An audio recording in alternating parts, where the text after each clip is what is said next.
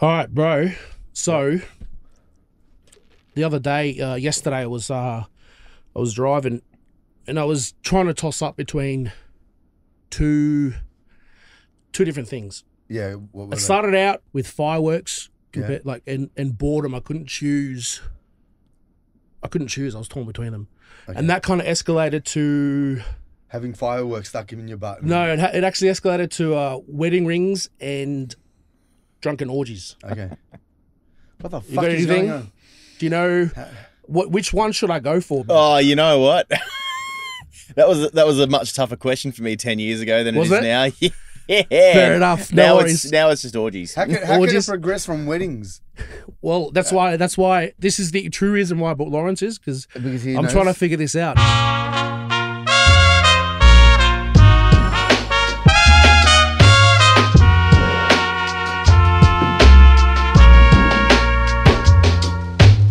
No, so that was lyrics from Confession by Lawrence's band Sordid Ordeal. Okay.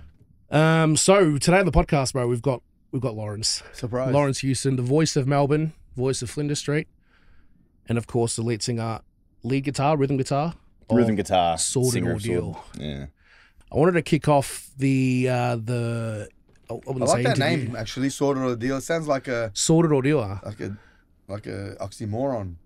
Almost. That was So like what we were doing, trying to find myself a rap name. Oh yeah. yeah. Which We're yeah. So helping- we're gonna make him a rapper. Yeah. So we're using AI to make a rap name for me, but AI is stupid. What's AI come up with so far? Oh, it's come up with like a little typhoon. I see. Yeah. Yeah, little Fuck typhoon. yeah, little typhoon. What's up? I'm gonna The Balkan Like a soldier or whirlwind. something. Yeah. Balkan assassin. I like that one. Yeah, the Balkan assassin. Yeah, the vortex. I don't know. We were asking guests. I don't know if you've if first impressions of Mladen. Is there a rapper name that comes to mind? Nothing bald, all right, bro. Oh yeah. Fuck, there In that we go. case, I can't say anything. Like, Bald McNugget. No. So back to Laurence. So I want to bring you back 13 years ago, 2011. I was in a band called Slayin with a good friend of mine. how do you spell that? Slayain. Okay. Like Slayer, but not quite. Yeah, exactly. Which we kind of were. We were Slayer, but not quite, If you could play that video that says play first, I'll play the video. Okay. Just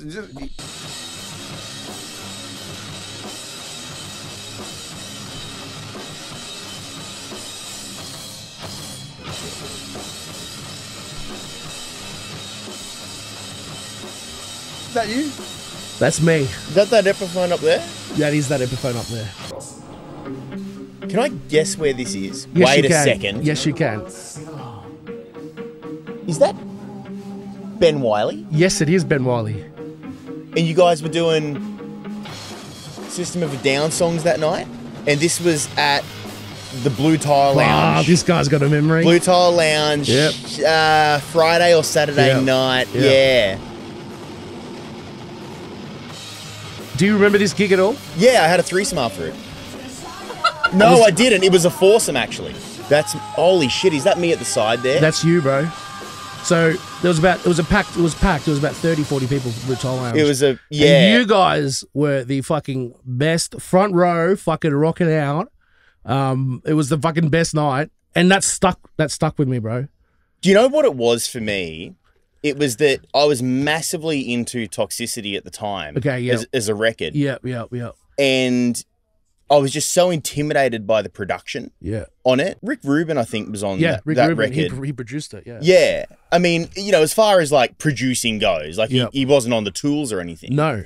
But I think what intimidates the fuck out of me about Toxicity, it's how much clarity the tracks had to have for that album to sound good, because there's a lot going on there with Malakian's guitar, Surge, the drums, the bass, everything. There's just so much going on, and there's harmonies, there's everything happening. And it's not even, it's different harmonies as well. Oh, It's very like Middle East. well, you've got so much Armenian shit in there Armenian, yeah. because of their background. Exactly, and yeah. you're just like, I still listen to System of a Down often to this day, and I just go, this isn't just a feat of musical.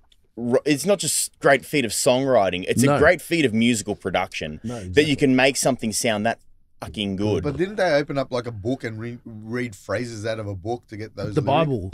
The Bible. Right. That I didn't know. Yeah. But So, so when he goes, in Chop Suey, Father, why have you forced? That's a Bible verse. Right. Okay. Yeah. The very, very Father. Well, there you go. Father, into your hands I commend my spirit. Yeah. It makes sense when you listen. Yeah. It does. Yeah. Why have you forsaken me? Yeah. Yeah. So that night, we opened for you guys. Thanks so much for tuning in to the Mexidonian Mix podcast. It means so much to us. We really appreciate everyone's support. Everyone who's commented, liked, shared, whether it's been negative comments or positive comments, we appreciate it all. Please don't forget to subscribe and like, share it as well. It really helps us heaps. It costs you nothing, which is awesome, and it benefits us greatly within this algorithm, as they say. And if you want to show us some extra love, head over to donkeymanrecords.com. We've got some awesome merch there. You can buy anything from hoodies to t-shirts, beanies, all the good shit, If you're listening to this on Spotify or Apple Podcasts or anywhere audio, please be sure to leave a review and follow on that platform, because once again, it helps us greatly. Let's get back to the show. Because I've been polyamorous since I was 21. So I had just sort of... What's that? Is that like some sort of margarine? Yeah, well, I mean, it only goes on sourdough bread. No, it's like non-monogamous. So like, like most people get into a relationship, it's just two people in it. All right. So we had multiple partners, we had multiple boyfriends and girlfriends and stuff. So so I've been polyam since I was like 20. Wow. And how old are you now? 35. Okay. And I had one period in my late 20s where I attempted a monogamous relationship just one last time for someone. Okay. Because she had gone polyam for me and she wasn't coping. That's a lot of cream, bro. Yeah. That's fascinating. That's something she gave it a crack and it wasn't working for her. And so I had a trip overseas and then came back and we agreed to have a crack at a monogamous relationship. I was like, I lied to myself and was like, oh, maybe I just had something I needed to get out of my system, which is utter bullshit. But I was willing to lie to myself at the time. And then so we had this very nice and stable sort of, monogamous relationship for a while. But I got real bored. Yeah. And so she pulled me aside. She was like, hey, you're not happy. Like, I can tell you're not happy. Okay. And so I don't think we should be doing this because I can't go back to the way I was before. And I was like, yeah. So then we parted ways. It was one of the most amicable breakups. Like, it's always hard. It's fucking hard. But, like, it was just two people going, oh, God, we're hardwired to do different things and we're just not making it work. That's crazy. Are you in a relationship now? You're still... I'm in you're still open. Several relationships, Still spreading a lot of margarine. Still spreading a lot of margarine. Cross a lot of bread. Yeah. And crackers. Yeah.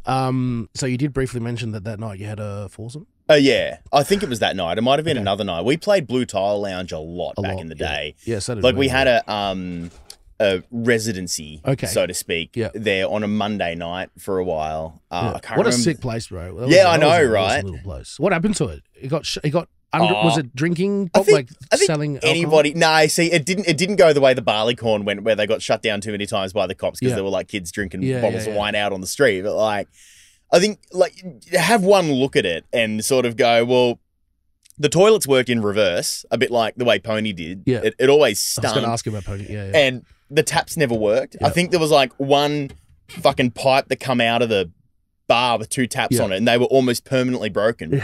So we were drinking cans of Piston and cans of Tecate. Oh, I don't know how to pronounce that properly. Like Tecate.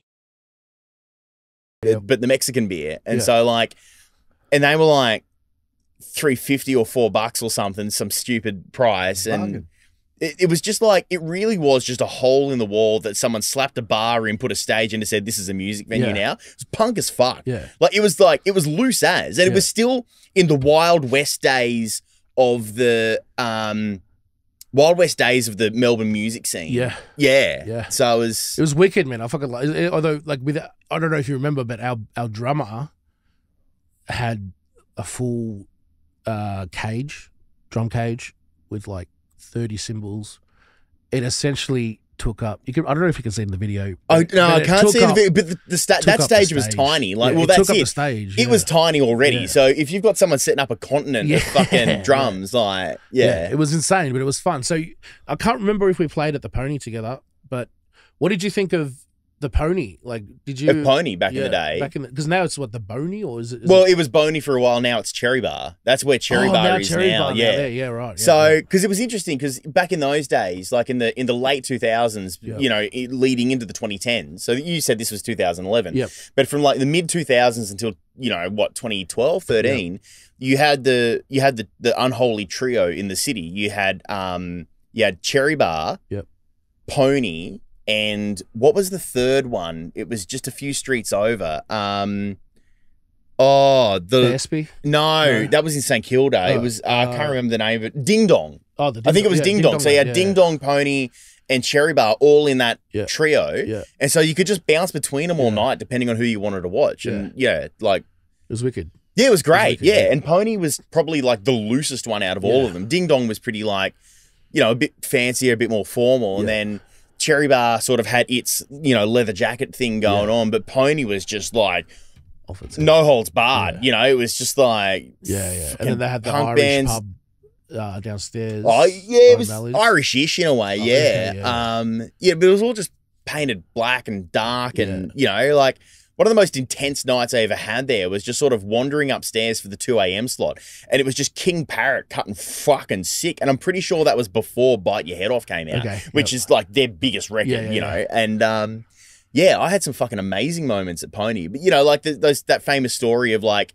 Your lad from Faith No More, Mike Patton, walking upstairs and just sort of like disgusted at the writhing mess that was happening there in front of his eyes at 3 a.m. going like, why did you bring me here? What is this place? You know, like just that you can freak someone like Mike Patton out who was literally shat on audience members, you know, on tours in the US. And he just like walks into Pony and like, wow, you guys are fucked. Like, Yeah. I thought that place was great. Oh, so did I, man. I loved it. I love playing there all the time. Yeah. The stage was great. I remember we headlined a show one night and we were packing down and the next band to come in was for the 2 a.m. slot. And it was a fucking neo-Nazi band. Oh, okay. Can't even remember who it was. Don't know how they flew under the radar, but they got the 2 a.m. slot. Wow. And there were fucking kids there like full Sig Heiling each other in the venue. I'm like, what is going on here? Wow. Holy shit. Yeah, just weird stuff. Fuck. I remember another band that played with us at the Blue Tile Lounge. I just can't remember the name. I wonder if you can remember the name. They painted themselves. They were like a death metal band, and they'd paint themselves white and look like skeletons. Oh no, I can't. Emo metal band. They were super keen, but See, that was the period though, wasn't it? it was Like, no, I can't remember. Yeah, okay, yeah. Fuck. Yeah, there was Because they some were pretty- doing all right, but I can't remember. Yeah. Yeah. I ran live music at this at a place that used to be called the Green Room back in the day. That was the Night Owl Bar for a while. Okay, yep. And we put this metal band on called Elysium, and I think like there is a metal band out there now called Elysium, Okay, but it's a different Elysium. Like Okay, they're yep. two different bands Yep. with the same sort of metal sounding name. But that band like had this guy with a 10-string bass guitar, and he played it like a cello almost, you know, without the bow, but just like it was just all tapping. It wasn't like conventional playing. Right. Brutal death metal. Over the years, I've just seen some off the charts metal bands in Melbourne, and some of them only existed for like 8 months and then disappeared, and then you never see any of the members ever again. You're like, wow, what happened? That, you know, I thought that was going to go. I know Like, there's a lot of bands back in, you know, early 2010s where I was like, fuck, this is a sick band. To be honest, you're the only band that I can think of that is still together. Sordid Ordeal from what the bands that I opened with and I played with. Sordid Ordeal. Yeah, I can't even think of any other bands. No. I think you're absolutely right. Yeah. We're the only ones that I can remember who have sort of. I mean, how long you guys were playing? A year and a half then. Yeah. So So, you've been playing for almost 2010 to 15, 2000 now, to 24. So I was like, Almost 15 years. yeah, that's right. Yeah. And it's. How's think- that been? Like, have you gone through band members? You're a 6-piece band now, yeah? Yeah, 6 piece Back now. then, I don't think you were. No, we And you were started the out as drummer, were a you we not? started out as a 3-piece. Okay. And the bass player, like the very first bass player we had, Dale Dixon, I played bass in his band in return. So we both had bands, but neither of us could find good bass players. And so we played bass in each other's bands because we knew that we couldn't blend my music with his because they were just too different. But we both liked each other's music. And so we were both willing to be in each other's bands to help each other out. Yeah. And then 2 different drummers. But like Dale's on the Voice of Melbourne team now. Okay. But yeah, like I think there were a lot of times when I probably should have changed the name of the project I was working on or let Sordid Ordeal die and move on from it. But every time I wondered whether I should do that, it was always like, I think I always like came to this crossroads of like, oh, but I've put so much work into it. Like if I start again now, then I'll have to do all the rebranding all over again. I didn't even love the band name. And even now I don't love the band name, but like kind of wished I'd, put a bit more thought into it or done something different. But like, at each juncture of our career, what semblance of it you can call it, like I've always gone, no, too much work went into it up until this point. We can't change it now. And even now I sit here going, fuck, I should have changed it 5 years ago, like pre-COVID, because then we would have had a fresh start. But for want of any other better reason, like, Sordid have been around for nearly 15 years. Yeah. Just simply because it was like, I mean, it's almost embarrassing. Like we're still playing a lot of the same songs that I wrote back then, but it's because, we recorded demos of them and then we put the Regicide EP out. And even then I was like, this isn't it. Like these songs deserve to have a much better life than I could give them at the time. Yep. And I just couldn't let them go to the grave, always wondering how they could have sounded. Yep. And the record we released this year in February, that is how those songs should have sounded. Yep. It's the record that we're releasing next year, that we're about to release the first single for now. Yep. This is the way those songs should have sounded. Okay. So I have written since. Like we've got albums and hours of albums of music ready to go. Yep. But I just couldn't let them die sounding like shit because that's how they sounded. It just either because of a lack of ingenuity or a lack of budget, whatever it was. And so that's the other reason it was sort of always consistent, because I'm like, well, the songs haven't changed yet. So yeah, it's so fun, man. It's so cool, dude. To still see, still see a band that's still together, regardless of whether you're selling out stadiums or not. It's like, but I suppose the band, who were the original members in the? Is it still the 3 guys? No, so Dale obviously. I always had a very clear idea of what it was going to take to be in an independent band in Australia. Yeah. And I think some of the most consistent elements of the most successful local bands in Australia has either been good mentoring, industry connections, or money. If you don't have mentoring, like a band before you who went through the hard slog and then told you how to do it, and if you didn't have money and if you didn't have industry connections, you probably weren't going anywhere, which is why so many bands just drop off along the way. Yeah. So moving from Wagga Wagga in New South Wales in 2007 to Melbourne, knowing nobody down here, building my entire life from scratch once I got down here, and then having to sort of, ingratiate myself into the music scene and learn the people and meet people and sort of build up my own community. Yep. I inherently didn't have money, I didn't have contacts, and I didn't have good mentoring. And so I just had to fumble my way around for over a decade until I finally, put together enough information to go, oh, I realize how this works now. But also, in the time that I've lived in Melbourne since 2007, the structure of the music industry has changed at least 3 major times. Yeah. Like, Facebook barely existed in 2007 when I moved down here.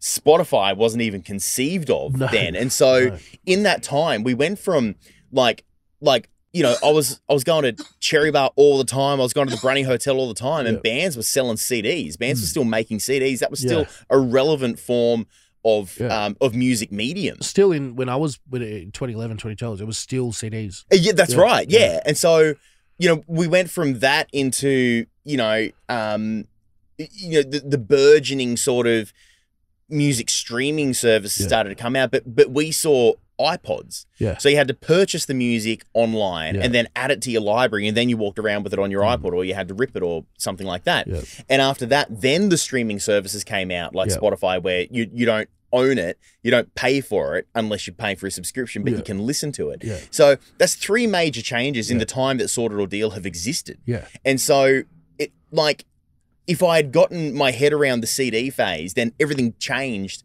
before I got my head around the next phase. And then when it changed again, like I didn't, you know, pitching to Spotify playlists and trying to get on editorial playlists and stuff like that. That's all stuff I've had to learn in the last few years. Yeah. It's going to change again, man. That's it. It is going to change again. And I'm terrified of what the fuck it is because I've only just got my head around this one. But at least this time we've got some fucking traction. Exactly. I'll tell you exactly what's coming up next, actually. It's direct to consumer. So they're trying to take out Bandcamp, Spotify, this, that, the other. And Pharrell Williams is actually one of the first people to do this. Oh, really? Yeah, and so he's got his own music website, and so you pay to get the album straight from his website, and it's not on Spotify, it's not anywhere else. Kanye West also did this with the second Donda album. Yep. But yeah, so direct to consumer, that's what's coming next. Yeah, okay. Cut out the middleman. Yeah. Stop fucking around with it. Yeah. So everyone's going to become independent. Essentially. Well, yeah. Until- we've been gravitating towards that since the 90s, haven't we? I mean, we outsource to marketing companies and stuff like that. Well, yeah, only because like they know how to do that stuff better than we do, basically, and they've built up a lot of contacts. Like our PR agent, Chris Marrick, like that album that we released in February wouldn't have gone half as well if he hadn't been the driving force behind it. I mean, we charted on the Australian independent record charts because of him. I'm convinced of it. And all of the advice that he's given me around social media and promotion and everything, that is what fucking gave Sordid Ordeal some fucking buoyancy. And you know what? I actually got this idea because when you're coming into music and you've built up a bit of traction, you got some momentum going, you sit there going, what is it? Do we need to be signed? Do we need management? Do we need PR? I remember, because I was following Georgia Mack from Camp Cope. And I remember her putting up in a story, if you want to do anything in music, fuck the management, fuck the record label, you need good PR. And when I saw that go up on the story, I was just like, well, that's coming from someone who's currently on the Triple J Hottest 100, you know, who's like, you know, one of the most well-known, successful independent bands in Australia because, you know, they were signed to Poison City, which is an independent record label. Like, so I went, well, that's saying something. And then the results spoke for them fucking selves. So how do you, let's say, you know, I'm sure there'd be a lot of young bands starting out nowadays who hopefully will be listening to this. What's something that you can some kind of advice or something to either, you know, give them some kind of like keep them at ease with their band or how they can stay at it or how they can stay together or just surviving in the industry in Australia? Is there anything you can give them from your experience in Sordid Ordeal? They've got to want to do it. Like, because Sordid Ordeal is a 6-piece band now. Is made up of the spare parts of a bunch of other bands. So I represent, you know, the former versions and iterations of Sordid, of which this is the 4th one. And Jake Winter from Winter Moon, Ella Carstein from The Bottlers, Kat Tchaikovsky from fucking 1,000 bands, but, you know, probably most notably the Ramshackle Army, Joe Gigantis from Decadence of Cain, and our drummer Zell from the UK, who's played in 100 bands. Like we're all in our mid-30s and early 40s. Sounds like a supergroup. It does, but it is. It kind of is. I mean, you know, if, like, when the last iteration of Sordid collapsed, like we went on this tour at the end of 2022 and then we came back early 2023 and the whole band quit because they were just like, we don't want to do this anymore. Like the sitting in airport, we went on an interstate tour, the sitting in the airports, the 9 hours of driving, all that kind of thing. They were like, oh, this isn't for us. And so I had to fill the band out with new members. And I said to myself, I swear to fucking God, this is the last time I'm doing this. If this doesn't work, I'm either moving to Ireland or Scotland, but I'm out of here. Like if it doesn't work this fucking time.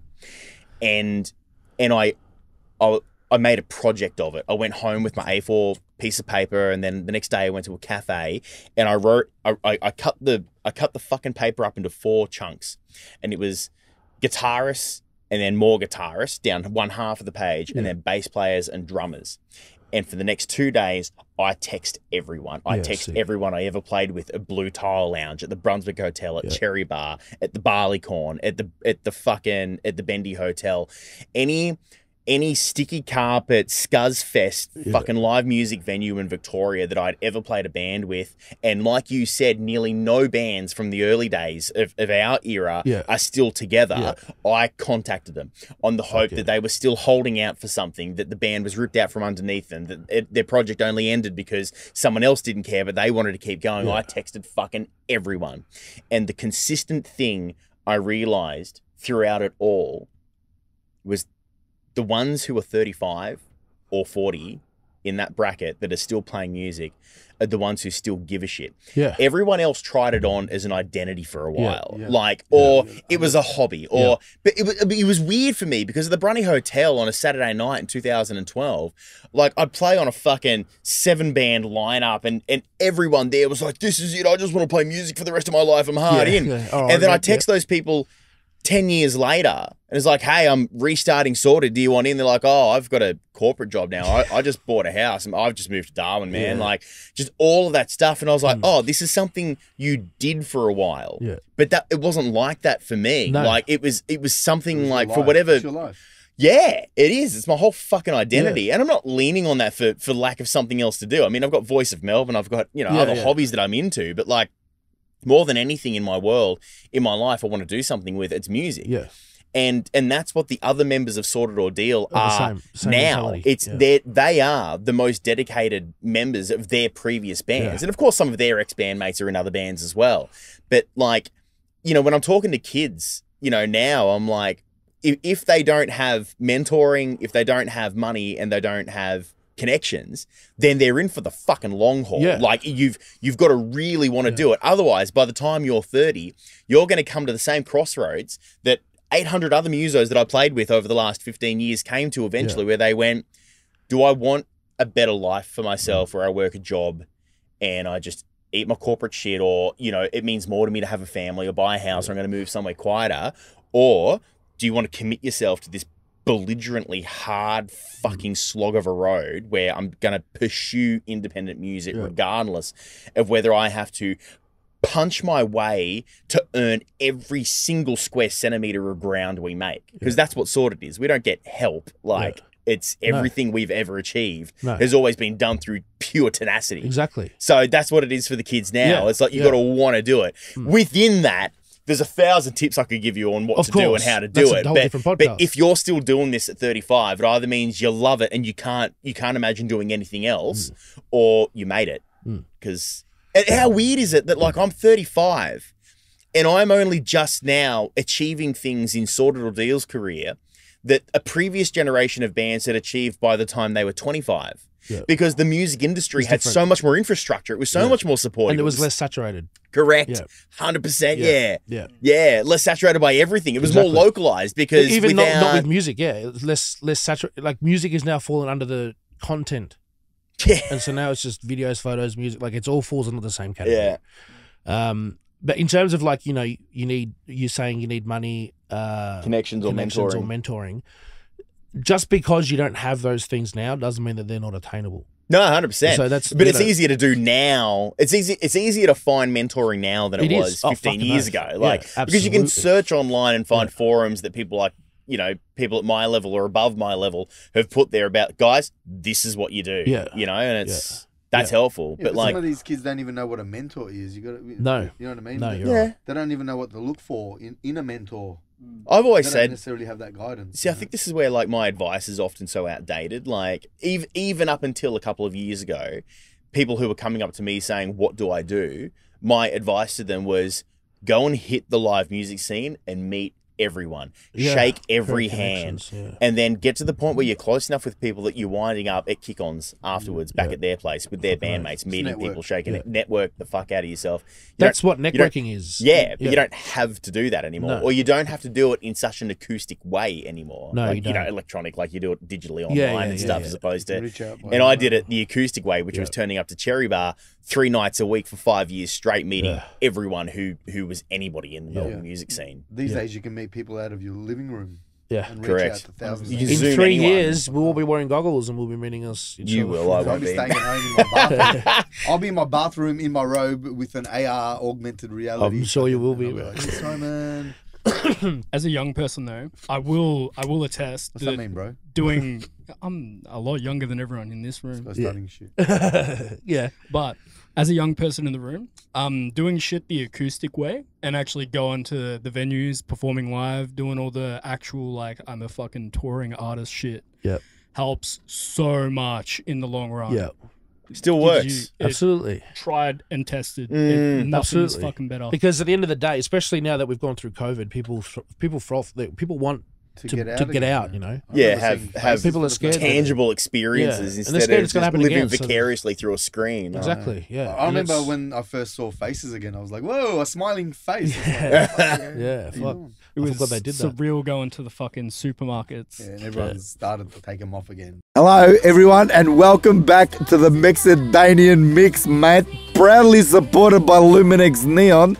Today, I am so excited to share with you how Lumine XNeon has brought a touch of creativity and illumination to our podcast studio. Look, this bloody sign. She's a bloody beauty, and with their stunning custom LED neon signs, this is what you get. Hey, brother, what are you doing, brother? Lumine XNeon specializes in the blending artistry with the modern lighting solutions, creating the unique pieces which enhance any environment, brother. Our podcast studio now boasts the bloody bespoke neon sign courtesy of Lumine XNeon, mate. A symbol of creativity and the cultural fusion that sets the stage for our diverse discussions, man. Alright. Oh, if you're looking to brighten your own spaces with the style, get the Lumine XNeon offers a range of personalized designs for your homes, bro. But the businesses, bro, if you go on the special events, bro, choice, you know, each sign is crafted with meticulous attention to detail, bro. Alright, it's amazing.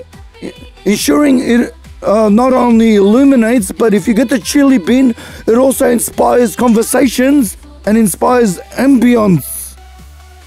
Yalla, oh my god, yalla, bro. Visit the luminexneon.com today and get a free, you might even get a free SI drink or something. And then explore their gallery of designs for the Mexidonian Mix. Listeners, you can use the Mexidonian Mix, the word, at the checkout to unlock the special offers, alright? You must follow them on the social media at the Lumine XNeon, alright? So when you go on the social, you put the Lumin.xneon to stay up to date on the later project and the inspiration.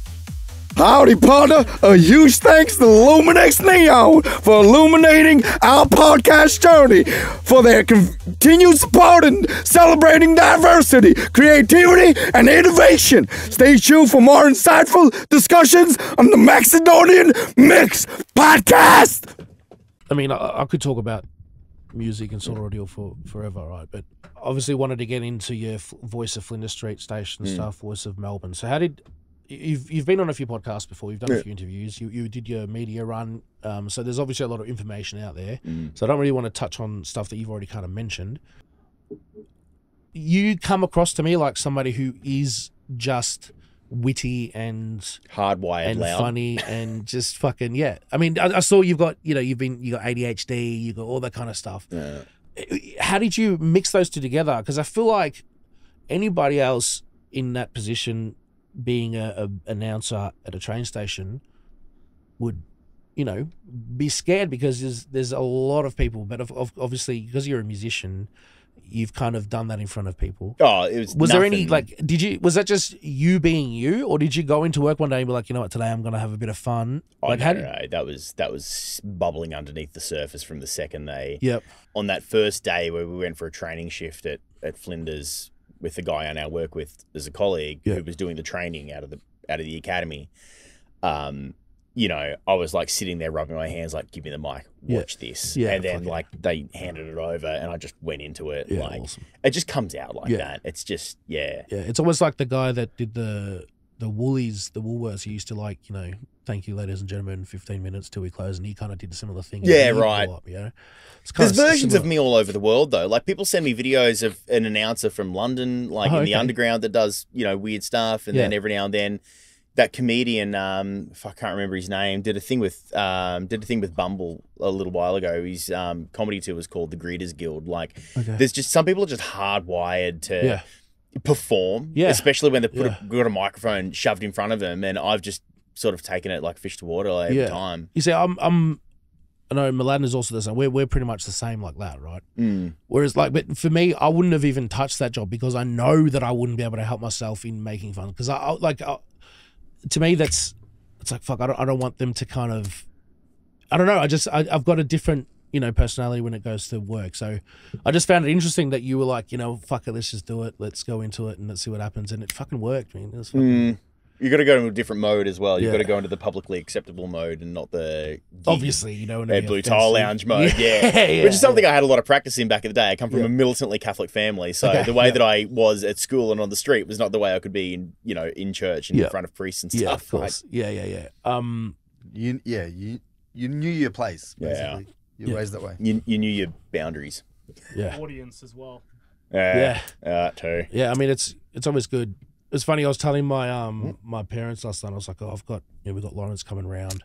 I said to him because my stepdad, he works in the city. He works at Commonwealth Bank, and I was like, "Oh, you go to Flinders Street Station?" He goes, "Yeah, yeah." I was, the guy that does the voiceovers?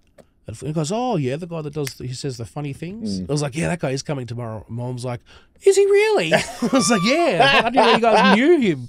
I swear to God, most of the fan base from that period was suburban business people and parents, like people like Gen Xers and above who came into the city all the time. It was funny when I was announcing at Richmond Station for the Taylor Swift concerts, they specifically put me there to sort of help with crowd control at the end of the night. I had all these suburban mums coming up with their teenage daughters, and the suburban mums get real excited and come up and get a selfie with me. And the daughters were like, and so many daughters were like, "Who is this?" And I remember one woman turning to her daughter and goes, "I work and keep a roof over this family, and I work in the city. And this is someone that I know, okay?" And I was like, whoa. Fuck it's just a slap down, like, get back in your box. I know this man. This is from my world now. This is my Taylor Swift. If only. Is that the first time you've ever been compared to Taylor Swift? I don't know. That's awesome. So how did you transition from the... Do you still do it? Do you still do the voice? I'm still a platform announcer at Flinders, but we changed all the branding and everything. So we rebranded as the Voice of Melbourne because I wanted to do something that wasn't just like train announcements and stuff. Like I wanted to be able to, we've started interviewing people and doing promo with businesses and stuff. Yep. So yeah, I wanted to sort of get out into the community and explore some more in-depth stories. And I felt like you can't quite achieve that as, the voice of a station, but, if you rebrand to like Voice of Melbourne, this is my opportunity to really dig into the music, food, art and culture of Melbourne, and from a working class perspective as well. Like we've got plenty of, the bougie sort of outlets and the broadsheets and the, and they do all the upmarket restaurants and like, oh, this is going to be the flavor of summer, But, when you don't have money and you don't have status, you just kind of come into the world and you explore a much grittier thing. And Melbourne has always been that way. It has been rich in accessibility for people who don't have money, for, people from lower socioeconomic backgrounds, from people who, just being in the punk community, like, and going to those gigs at Blue Tile Lounge and stuff. There's a whole plethora of people from Victoria who can't imagine going to a show that isn't held at Hamer Hall or something because that's all they know. But for us, we've got to create our own fun, especially when you're on, fucking $15 an hour and you're only working 3 days a week. Like, so that's why, the rebrand was great for us because I was like, I want to blow the lid on this place. Yeah, awesome. And like, it's stuff that I've been familiar with, for years. I couldn't think of a better person, to be honest. I threw myself into it. I mean, when you come from Wagga and you move down to Melbourne, you're like, everything's exciting. Everything's big. You're just like, I just want to see it all. And so, like I kind of really, every now and then I'll go through the city and I'll just see a little alleyway and I'm like, that's familiar to me. Something's happened here. Either I've stewed my guts up here or something's, gone There's down. a memory here. Yeah. And it's just something weirdly familiar, but you can't remember what it was. And then I just remember like, the vastness of the places I've been throughout Melbourne, the things I've done, the people I've met. I still have people come up to me on the street and you know, say, oh, you know, we met years ago at blah, blah, blah gig. And I'm like, I can't even remember that. Like, oh, we had dinner at a Chinese restaurant on fucking Hardware Lane that isn't there anymore. You know, you were there as a, you know, as a guest of a friend of yours. And I'm like, just the sheer vastness of experience I've had in the city. I fucking love. Well, that's it. This is the case in point. You're like, we played shows together at this pub that hasn't existed in fucking, you know, 10 years or more. Yeah, it's great. Yeah, yeah. I was so happy when I found the footage as well. I was like, man, that's Laurence. Who had this? It was on YouTube. Is it on YouTube? Ben Wylie uploaded it. That is mental. Did he do it recently or was it 12 years ago? Right. Yeah. And I it was in my brain. I knew it was there. And I'm like, fuck, I wonder if that's still there. And I was searching. Oh my God, it's still there. Can't believe it. Yeah. You guys are such a tight band. I was so blown away by you guys. Yeah, thanks, man. So amazing to watch. I think I saw you guys play twice. Oh, okay, yeah. Ben Wylie is one of the best singers, male singers that I think I've ever met. Sure. He's so good. Yeah. He's still doing his own stuff. We actually should get him on the podcast because he's wicked. So yeah, the Voice of Melbourne. I mean, that's kind of something that we're doing as well. You know, we're trying to give a voice to artists like Bazar, like Mr. Congo. You know, all these people who are in the same boat as you, where they've been doing it for. I mean, Mr. Congo's been doing it for 17 years as well, and he's doing it because he wants to do it, right? As well, obviously, he says, you know, he wants to do it for money, whatnot, but he's still doing it, you know. And these people, there's no platform for them to kind of share their thoughts, share their music. There's no audience. Whereas when you compare it to like America, I've said this before, there's a whole chain of podcasts where people can go and just plug their shit to different Australia is quite underserviced in that. It is. Also, like, our TikTok isn't monetized. No. America and the UK is. Yeah. But when we went viral, when Voice of Flinders went viral, like, we didn't get a cent from that. Yeah, I went viral last year as well. I got fucking nothing as well. Yeah, and that's it. And you're like, oh, wow. Like, you know, in another country, that would have been money. I might have been able to leverage off that into something else. But, you can't do it here. It's really disempowering. It is, and it needs to change. It really does. Lawrence, have you thought about becoming mayor of Melbourne, bro? You could do it. I can't go into politics. It's not politics, man. Mayors aren't politicians. They're just like the... You get the gold chains. Yeah, but Laurence as a mayor wouldn't be there. Nah, you'd be like fucking cleaning up the streets, going in there, getting the broom out. I pissed on this wall. You'd still be immersing myself in the streets. You get cancelled the first day. You'd be like, so you were in a 5-man orgy. It'd take the media absolutely no time whatsoever. Definitely, you'll need a PR team behind you. You know, someone actually asked me 2 weekends ago, I was at a 30th, and someone in a political party was like, have you considered running? I went, I have. Yeah. I've considered how much I wouldn't do it. Yeah. And they were like, oh, no, you'd be great. I'm like, stop. I'd be good at it, but it would take the media absolutely no time to drag up something that didn't matter, that, you know, to create public outrage. Come out with it straight up. And it would, but then it damages the party. It does. That's what it does. If you actually care about that party, whatever the party is, if you care about them and you don't want to cause controversy that detracts from their mission, then it's all over. Yeah. Which is insane that's like, it can't believe that that's something. Yeah, it is this industry. Yeah. So you should just be able to run despite. You can run as an independent. I think that's why I love Georgie Purcell so much, because she's like, yeah, I was a stripper. I didn't give a fuck. Yeah. Like, why do you give a fuck? You know, and she's just out there doing a thing like. Fuck. Yeah, a lot of politicians are lawyers, barristers, and come from, you know, corporate. And they create a political class because of it. Because they're not working class and they don't represent working class people. That's right. Yeah. They think they do. They come from a small... They pretend that they do. Yeah. I mean, is there anything that you wanted to... Yeah, no, I just thought Laurence would be a good mayor with all his experience. Maybe we should start a campaign for him. Despite whether he wants in, we'll just Who do cares, it. bro, what he wants? You know what I mean? Yeah, fuck him. Yeah, like Biden, bro. He doesn't even know he's there. Yeah, you're right, yeah. Imagine all the things you can do in the mayoral office, you know what I mean? You'd see I think you'd see a very sudden change in facial hairstyles in Victoria, like southeastern part of Australia. You know, you cross the border when all of a sudden the farmers have got chops instead of beards, like just shaving out the middle bit. That'd be the best. Melbourne has a new national anthem made by Sordid Ordeal. Fuck Yeah. Everyone has to wear flannel. yeah, fuck yeah. I'm down, bro. Everyone has You know, no, like, Fuck yeah, the haircuts, official hairdressers uniform are of the done. public service has become kilts. Yeah. yeah. Like the King of Spain, he had a lisp and everyone else decided, Yeah. out of respect, they also have to Yeah. have a lisp. Or I feel like you changed if you became prime minister, bro. We'd end up with. Right. I did see during one of your interviews that you said you got obsessed with bagpipe music for about 6 Oh, months. yeah. So what do you know about bagpipe music? Do you know the history of bagpipes? Because I'm just- Not particularly well. Not at an What'd you authoritative like level. I about just bagpipes? love it. Yeah. yeah, it's sick. It just every time I hear anything Bagpipe like a related. Celtic pipe or even a Mesopotamian kind You know, of the instrument. Balkans have a huge, vast array of bagpipe. Yeah, amongst because they're all the related to the Celts, like that course. Central European migration through thousands It's of sick, years. man. And you see all The the s- different types of bagpipes that each country uses. Yeah, everyone's got a version of it, and if it's not a sheep's stomach as a bag, then it's a goat's stomach. It's a whole goat. Yeah, I'd say With the that. horns and shit. Look it up. Man, It's sick, man. It's the sound of it is like People- a hand plunging into my chest, Yeah. gripping my heart, Take and your holding soul it out. beating in Yeah. front of my face. That's what That's it a feels sick like sound, to me. man. That's And fucking I Holy It calls to me. Yeah. Can you play it? Can you play the bagpipes? God, no. No, Have I you ever hire attempted? people who can, and they Okay. do it really well. Yeah, like fuck on yeah. Sordid's record, you would have heard the Yeah, pipes yeah, on. fucking Yeah. that's- Yeah. Bagpipes is they sound awesome. Yeah.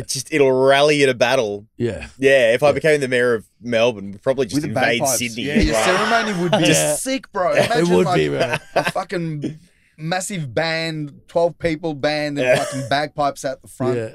12, I think 100, bro. 100 Fucking- people. We'd marching declare around. war in New South Wales within a week. Oh, Yeah. damn straight. They start calling us the Highlanders. That'd be sick. I'm so down, bro. We're advocating for you. You've got our endorsement. I'll let you know when I go public with it. Fuck yeah. Yeah. I did want to quickly end off with a bit of an audition. I think Go I'm on. going to call it the voiceover. The voiceover of Melbourne. Yep, the voiceover of Melbourne. Me and Mladen, Is it a one-time audition? one-time audition. You said something last night on the Yeah, message. yeah. So I wanted to, What do you because want from me, bro? I just want to. I want you to give our best train station voiceover and see if Laurence will hire us. Does that mean? You've got a really good. You've got. Is there a some good script? shit. No Do we script. need to Man. use a script? You have to do it the way Off the Laurence top does of it, my man. head. Off the top of your head. Fucking hell! I've never seen Laurence in action. Haven't you? No? You don't say that to the like, guest. oh, you're the one. I don't do my homework. Yeah, no. I'm just here for my look. Oh, you've been to a station though. You know what it Yeah, I sounds know. like. Yeah. I know every single station. I worked for Metro for a year and a half. Did you As actually? a contractor, yeah. Yeah, right. Yeah, so we were providing all the staff, like the train replacement staff. Yeah. All the personnel that go and direct Sure. passengers. Yeah. So You're we telling did that us for a while. now? That was great. It was a Yeah. great job because we had like fucking hundreds of people, like staff, Yeah. people on the ground. Yeah. And whenever any event and there was, rail replacement, it was good. You had to Yeah, be yeah. there on the ground. It was Yeah. All right, here's what I'll do. Anyway. I'll give you a scenario. All right, we're in a different country. which country? We're in China, China. and you're pulling up to Beijing. Okay. I'm Yeah. pulling up to Beijing and am I The a train's passenger? pulling up to Beijing, and you're the announcer. Do I do it in Chinese? Do But I it, do can't it. speak Chinese, bro. No, I can- But do you? A variety. He's got a sick broadcaster impersonation. Okay. I think I might have it. I don't know numbers. Okay. 3想3往3小北京长方选3 That's all I've got at the moment. I was doing it last night for my wife. She was at, like we were just Yeah. chilling out in front of the TV Yeah. and there was something on TV. And anyway, I came up with it just randomly. You can't pick me out like that. No, I do. What else we I just doing? wanted to put you on the spot. I knew you were gonna fucking squirm at that. No. No. I was bucking around. Because half this stuff we do when we're on our own. Yeah. I just wanted to make you feel a bit, Yeah. No, so to yeah. end the podcast, so this podcast has a reputation of rants, ranting about little things that you've experienced through the week that you just want to get off your chest. Is there anything that you've experienced? So Beza last week had people merging onto the Monash and doing Fuck those 80. people. Fucking bro. you know, merging on doing 80 braking, and it's like it's 100. Don't even get me started on that. Yeah. It's, don't feed me into that. It's Otherwise, you're just going to get a repeat of last week because that shits me. Like, you've got no idea. Every time you're in the car and you're listening to the traffic report on the radio, and they say, oh, on the on-ramp or the off-ramp, there's been a, no matter what fucking road it is, I'm like, you know what that was? That was some dingbat driving at 75 or 80 who didn't get up to speed quickly enough. Yeah. And, like, I've said this to one of my partners who got her license while we were together. Yeah.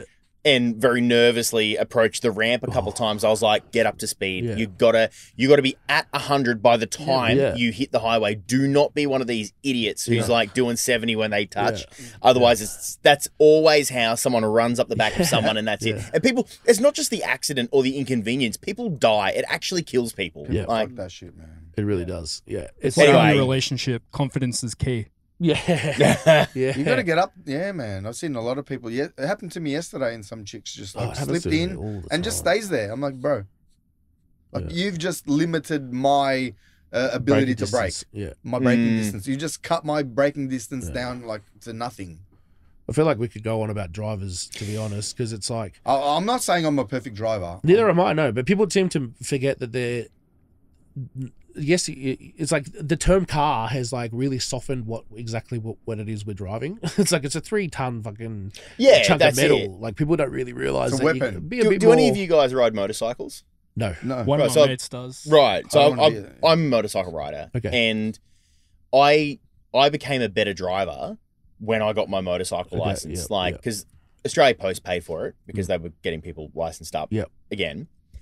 And in one lesson of like in my first, and they hold it at Hart, the Honda Advanced Rider Training Centre out at Broadmeadows.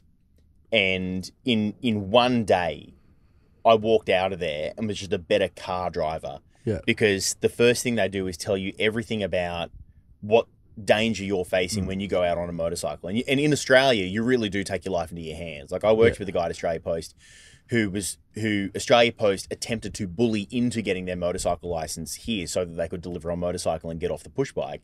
And he flat refused because he had lived in Southeast Asia. And he said, when you've lived in Southeast Asia and you're surrounded by motorcycles, you're very conscious that everybody else is conscious of motorcycles. That's the main culture. That's the main bit in Australia. It's not. Like, I don't know what the statistic is, but I'm pretty sure it's not even one motorcycle rider per 20 car drivers. It's less than that. Yeah. And there is such motorcycle blindness in Australia. Drivers don't see you. Yeah.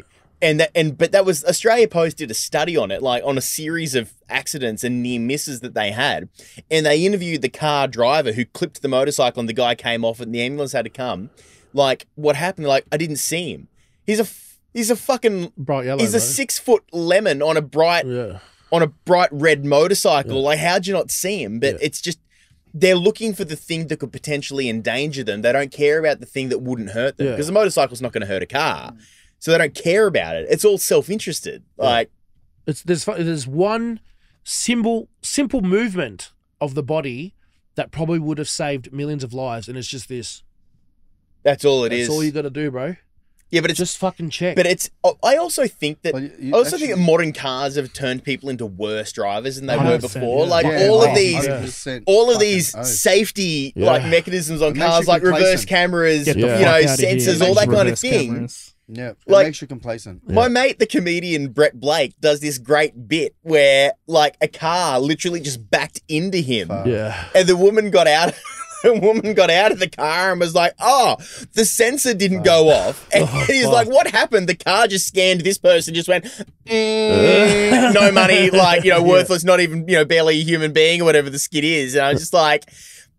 The fact that people rely so heavily on technology to save them rather than just do a manual fucking check. That's what it is for me. It's like modern cars haven't made the road safer. They've made them more dangerous because people have become reliant on the mechanics of the fucking car. You can hear my car coming from a mile away. You know to get the fuck off the road. I'm driving a 2000 Tesla because he's in the fucking car jerking off. That's it. I'm driving a 2004 BA Falcon. That thing's 20 years old this year. Yeah. It's effectively a shell with a good radio in it. That's all it is. Like there's no technology to that except that I've got cruise control, which is currently broken. Everything else, like you have to do it yourself. It's a fucking boat. It handles like a fucking boat. I can't go anywhere unless I'm looking over my shoulder, and it can kill anyone from 4 angles. Like it's fucking enormous. But I'm a good driver because I actually have to do everything manually. It's always the idiots who look at their screen and they won't check over their shoulder. You're right. One simple fucking move could save a life. These people won't do it. Yeah. In saying that, with your shoulder check, when I was working at BOC, we got an advanced driving course, and the guy that comes in normally, he's, as a part of his other job, he's usually the first person to go to automotive accidents and the scene of the crime or scene of the event and the trauma that I could imagine only that he'd seen and have experienced himself taking on that trauma. Absolutely. But a few things that like they instruct us on, especially with how you angle your side mirrors. Yeah. A lot of us we think that you're meant to have the side mirror angled to the back of your car.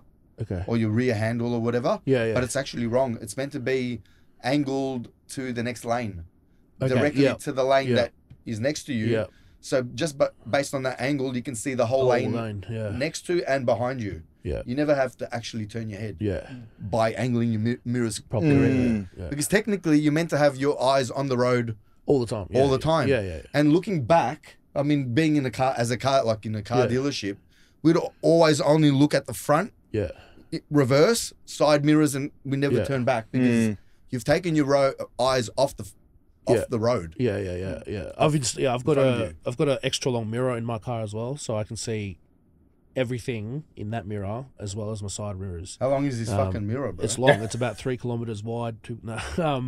But yeah, being a forward driver, same. You know, driving a 20-something-year-old car with it's just nothing beats manual, but no, fucking manual, man. No, nothing beats it. Like, not at all. If you're a kid, if you're a parent, like as a parent, I want my son ideally to drive manual. He will eventually. We've got a manual in the car. Yeah.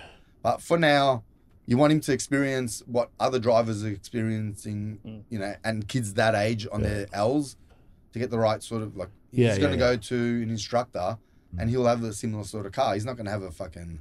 You want him to learn because let's say there's kids being born today that when they turn 18, they will probably their first experience will be a Tesla or an electric car. Yeah. And then 100%. When the world fails, they're the kids that aren't going to be able to know how to drive fucking the cars. Well, I think driving manual also makes you a better driver because it does. You have less of a chance to be distracted. Yeah, and you get because at all times that left hand, you can't just. When you're in an auto car, I think everyone's done it at some point. You're on your phone at the lights, or you miss the lights, and the car behind you gives you a toot or whatever. But when you're in a manual car, you have to be engaged. All of your body is controlling that car. It's not just the right foot on the brake and the accelerator. Your left foot is controlling your clutch.